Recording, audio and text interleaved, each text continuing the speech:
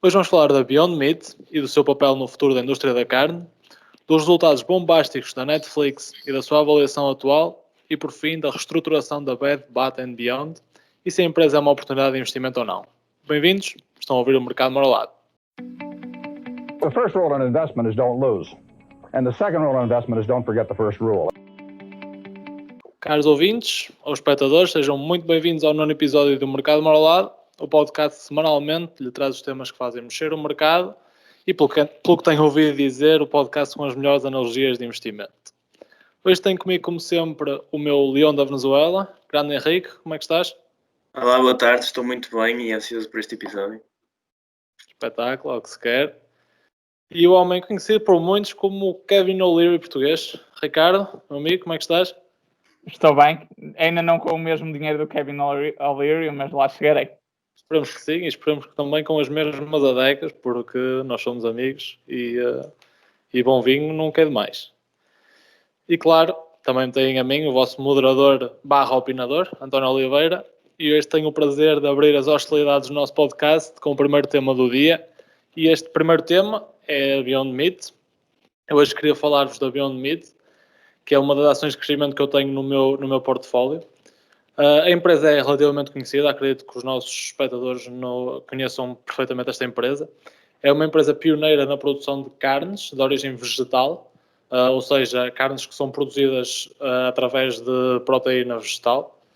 E isso dá-lhe uma vantagem no mercado, porque foi uma empresa pioneira e, pelo menos, quando eu penso em carne de origem vegetal, normalmente eu penso na Beyond Meat. Isso faz-me pensar que a empresa pode vir a ter um moat no mercado, uma vantagem competitiva.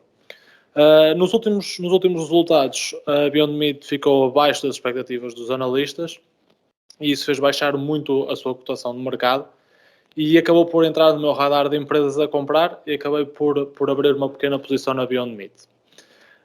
Isto porque, acima de tudo, acho que os problemas que a empresa está a enfrentar são de curto prazo, mas mais à frente poderei falar mais um bocadinho sobre isso depois das vossas intervenções.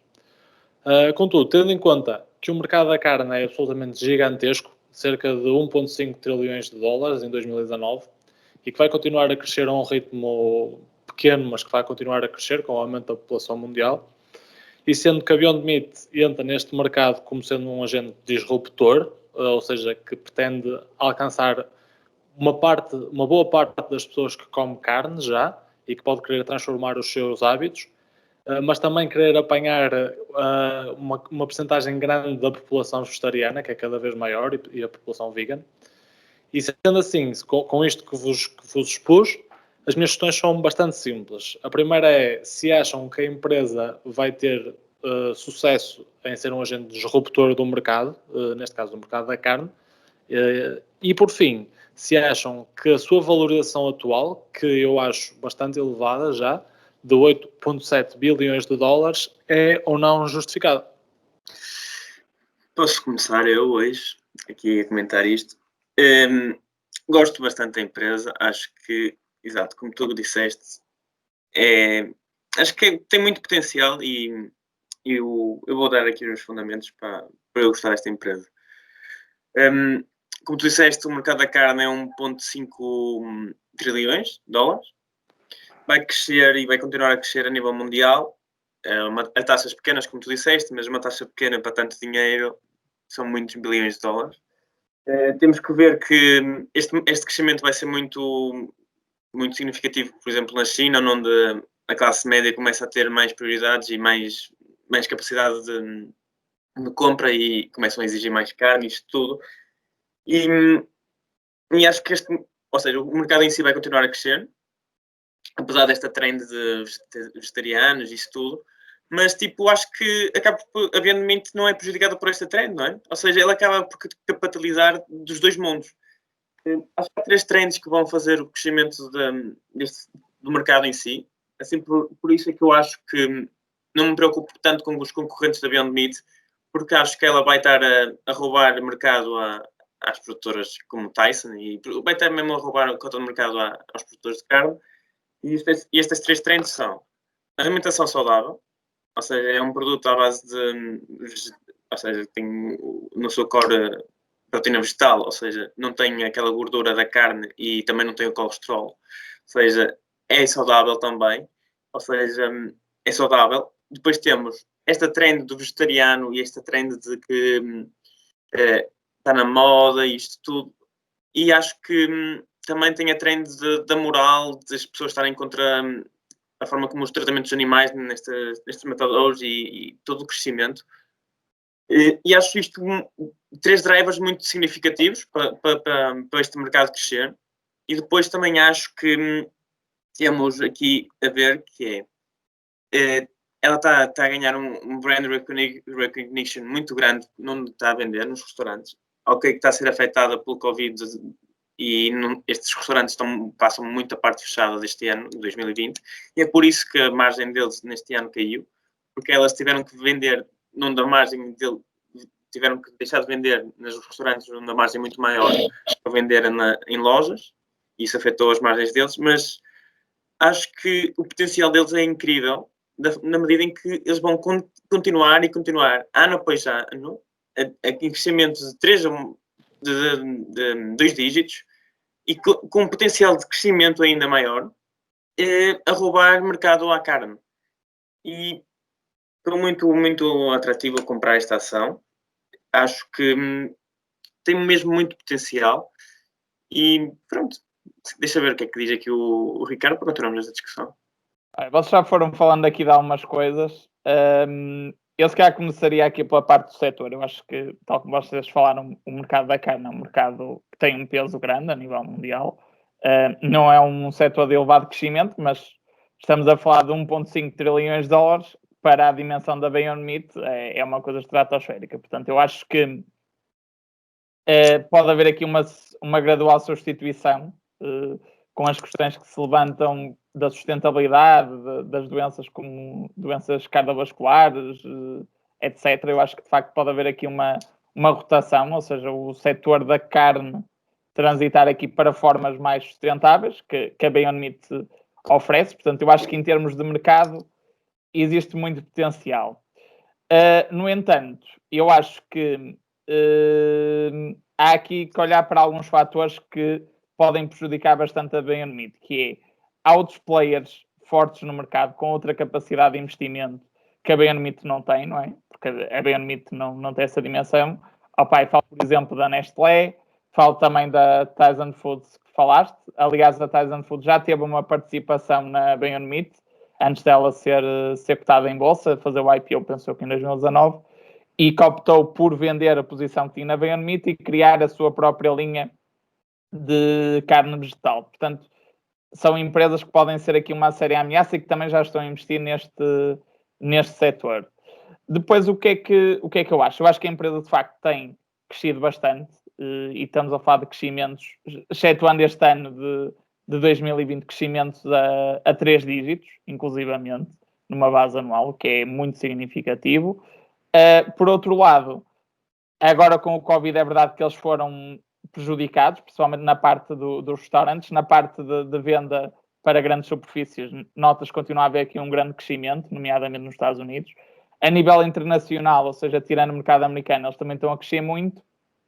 Agora, o que é que eu acho?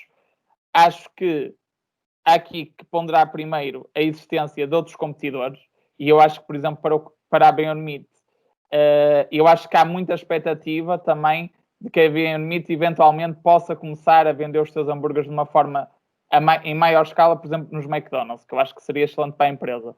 Só que aquilo que me parece é que o McDonald's, eventualmente, aquilo que soube falar é que pode ter o seu próprio hambúrguer vegan, ou seja, retirar aqui muita margem à Beyond Meat. E por outro lado, por exemplo, há outros players que também estão a entrar no McDonald's. Por exemplo, a Nestlé, penso também já vende hambúrgueres em alguns McDonald's na Alemanha. Portanto, eu acho que há aqui muitos fatores de incerteza, pese embora seja um mercado com potencial. E depois há a própria questão da avaliação da empresa, ou seja, quando nós olhamos, tudo bem que estamos a falar de taxas de crescimento, que a empresa tem tido bastante significativas, mas a verdade é que tu olhas para os fundamentos da empresa, a empresa está ali perto do break-even, mas ainda não atingiu, isto em termos de lucro. O próprio EBITDA e as próprias margens operacionais, pese embora estejam a ser crescentes, quando tu comparas isso com a valorização da empresa, aquilo que vês é que, por exemplo, tens um enterprise value sobre o EBITDA muito grande, ou seja, mesmo falando aqui em valores forward, estamos a falar de valores aqui na casa das 300 vezes, que é muito, muito significativo, na minha opinião. Pá, e mesmo o price to sales também, estás aqui a falar de uma ordem de 20 vezes, também é relativamente elevado ainda. Por isso o que eu acho é que é um investimento que pode ter sucesso, porque de facto eu acho que é um mercado com muito potencial, mas eu acho que há muitos fatores de incerteza e há muitos competidores que também estão a mexer no mercado e, portanto, aquilo que eu diria é que ao preço atual, à cotação atual, parece-me que o investimento na Beyond Meat é altamente especulativo e, portanto, eu para já seria uma ação que me manteria fora, muito sinceramente. Ok, ouvindo agora aqui o que vocês trouxeram para a conversa, também gostava de dar um bocadinho a minha ideia sobre porque é que eu investi, qual é a minha ideia de investimento na empresa, a minha tese de investimento na empresa. A ideia é basicamente a seguinte: quando eu olho para a Beyond Meat, eu vejo-a, como tu disseste, como uma parte de crescimento barra quase especulativa na minha carteira, que eu acho que é necessário termos este tipo de jogadas para poder construir uma carteira sustentável para o futuro, porque nós queremos encontrar as próximas boas empresas de crescimento que se vão tornar as próximas grandes empresas mundiais, porque se estivermos certos em pelo menos metade das apostas que fazemos, vamos ter muito sucesso. E porque é que eu acho que a Beyond Meat bateu ali num ponto interessante da avaliação há uns tempos atrás, quando os resultados foram maus, quando ela esteve a negociar entre os $115 e os $125, que é bastante mais interessante do que os 140 ao preço de hoje. Eu vejo algum potencial na empresa na seguinte maneira. Eu vejo muitos fatores que podem potenciar um crescimento explosivo. Ou seja, o potencial acordo do McDonald's que tu falaste, o potencial acordo com os Taco Bell também são uma cadeia gigantesca. Ou seja, qualquer um destes contratos revolucionaria automaticamente as vendas da empresa.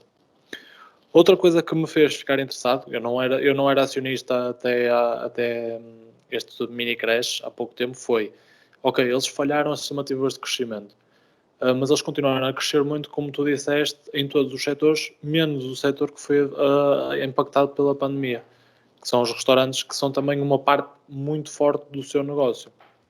Ou seja, se mesmo assim eles continuam a crescer, isto parece-me claramente que foi um problema de curto prazo e que apareceu ali uma oportunidade. Pronto, fora isso, também o último ponto seria que esta é uma empresa que, se tudo correr bem, ou seja, se eles conseguirem tornar, por exemplo, numa Tyson Foods, numa Arnold Foods, uma empresa da mesma dimensão, eles vão se tornar um monstro de cash flow e dividendos. Ou seja, e se eu conseguir entrar agora, estas empresas de package good de comida acabam vamos imaginar, por exemplo, claro que é de uma forma diferente, mas o investimento do Warren Buffett na Coca-Cola, o investimento inicial. Ele hoje em dia, o rendimento que ele tem de dividendos desse investimento é basicamente maior do que o preço que ele comprou pela empresa. Ou seja, também foi por esta especificidade do setor que eu gosto de pensar que provavelmente daqui a 20 anos me poderá trazer, e foi por isso que eu tive essa aposta. Se bem que neste momento acho que a janela de compra já se fechou um bocadinho e que para novas entradas no capital da empresa teremos que aguardar por outros momentos turbulentos. Sim, exato, eu concordo com o que disseste. A margem caiu, mas sobretudo pela parte dos restaurantes. Eu acho que mesmo com a tecnologia continuar a aumentar, com eles tendo o passo à frente, e aí eles vão continuar a conseguir reduzir os preços de custos de produção. Eles vão ter custos de produção muito mais baixos que a produção de carne. E neste momento não estão. É um produto muito mais caro comparativamente e desaparecem nas lojas o produto deles. Quando o produto for mais barato, eu acho que vão-lhe tirar das mãos a toda a hora. O crescimento deste mercado, dentro do mercado da carne, vai ser mesmo muito, muito significativo. E, ok, a margem desceu de 35% para 29%, se não me engano. por culpa da restauração. Mas esta margem vai voltar aos 35% agora pós-Covid e com tendência a aumentar porque eles têm tudo para conseguir reduzir os custos. Economias de escala daqui para a frente, quanto maiores ficarem, mais barato vai ficar. Quanto mais o processo de produção evoluir, melhor os custos da empresa vão ser. Sim, eu acho que o que o Ricardo disse tem razão, ou seja, a empresa está muito avaliada neste momento, mas eu acho que o potencial crescimento compensa, na minha opinião. Mas isto... Sim, eu só acho que há muitos fatores de risco, percebes? Agora é evidente, aquilo que vocês estavam a falar da margem operacional. Se tu olhares para os voos de 2018, a margem operacional era 20%. Portanto, estás a falar de um ano para o outro, de 2018 para 2019, dobrou. O que é muito positivo e deixando-te ver que a empresa, a margem operacional, se calhar, no longo prazo, pode estar a falar de valores acima de 50%, diria eu, com relativa facilidade. Agora, o que eu acho é que, lá está, para a empresa ganhar escala e para justificar esta avaliação, é preciso que muita coisa corra bem. E, nomeadamente, esta questão dos McDonald's e de outras grandes cadeias. E o que eu acho é que há outros players muito maiores que a Beyond Meat, com muito mais capacidade de investimento que a Beyond Meat, que também estão a mexer. E é evidente que, lá está, por isso é que eu acho que é uma aposta de risco. Pá, pode correr bem.